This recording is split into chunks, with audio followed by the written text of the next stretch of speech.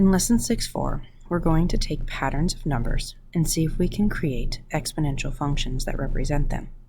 So there'll be two formulas we'll use, and you can see them here in our summary. One of them is explicit. I like to think of this one as the more efficient formula.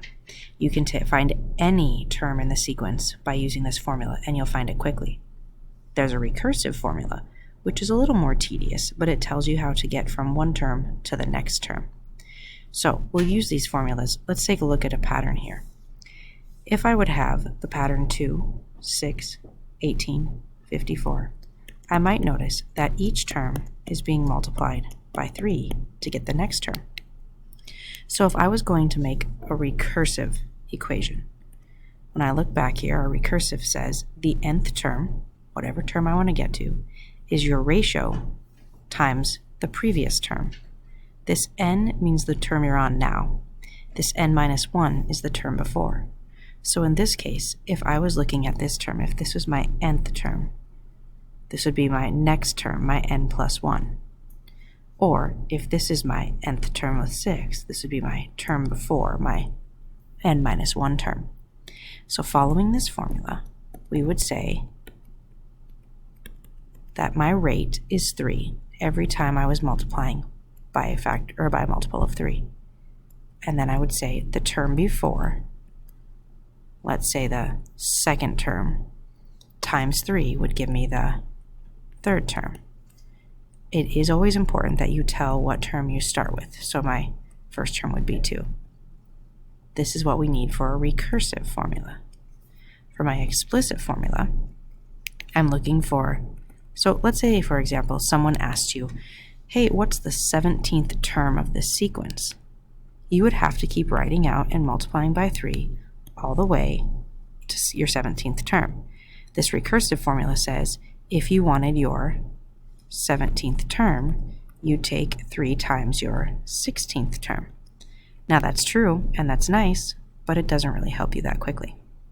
For an explicit formula, we would want to use our formula that says take your a sub n, your nth term, whatever term you want to find.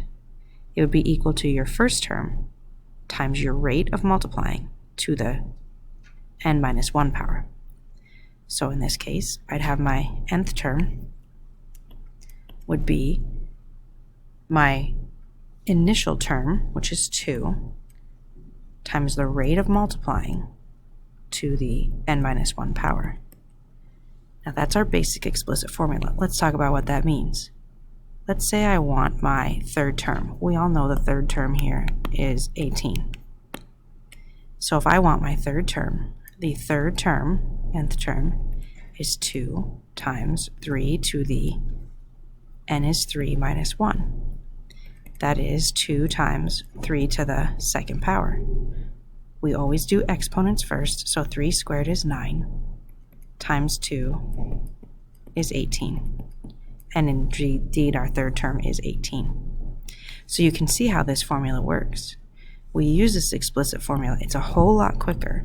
If you want to say find that 17th term, if you ever want to find the 17th term, you just put 17 in here for your n and have a calculator help you find that 17th term.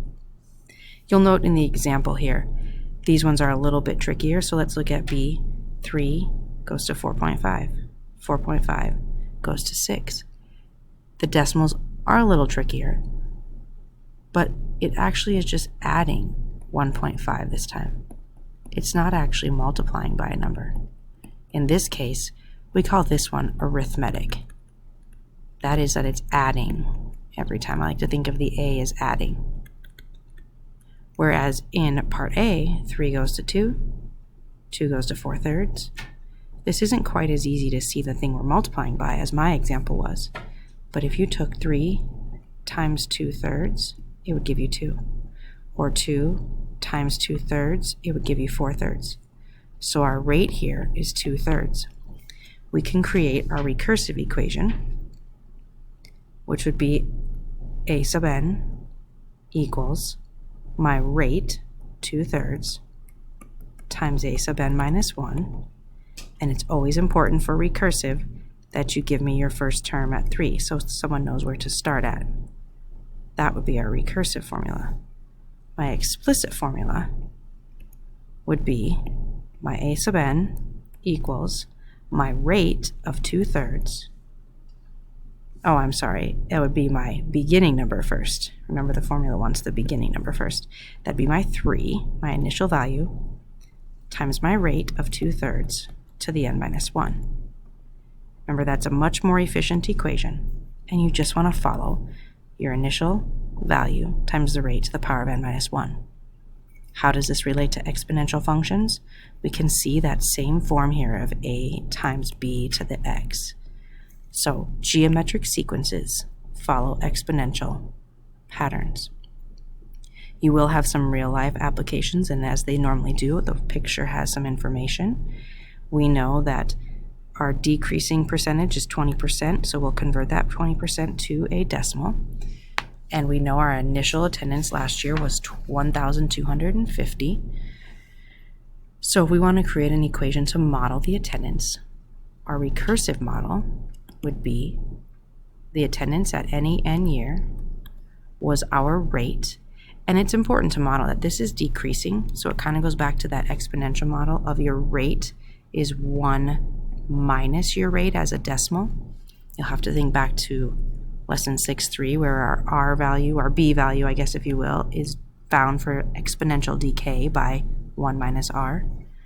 So in this case, our 1 minus 0.2 would be 0.8. So this will be our rate of multiplying for our recursive equation. So I'd have 0.08 times, I'm sorry, 0.8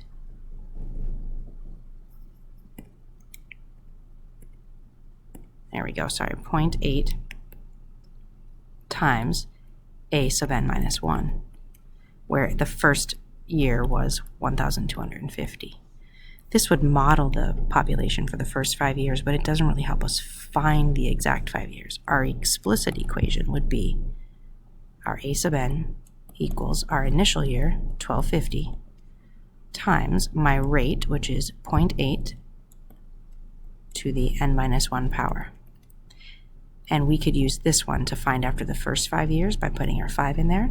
And for b, you could put your 10 in there. Explicit equations give us the answer we're looking for much quicker.